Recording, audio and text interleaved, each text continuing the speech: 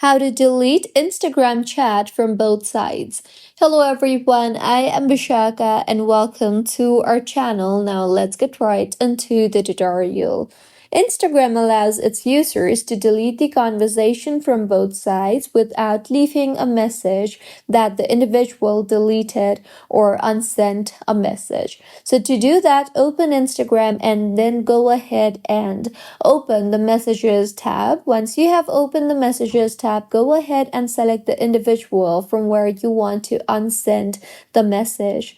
Once opened, simply tap hold on the message that you want to unsend, and in the menu that appears, you will see the option for unsend.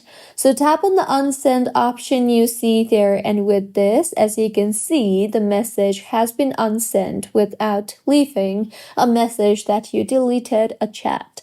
So this was about how you can delete Instagram chat from both sides. If you find this tutorial helpful, please like the video and do comment if you have any queries. Also, do subscribe to our channel for more helpful tutorials like this. See you on the next one.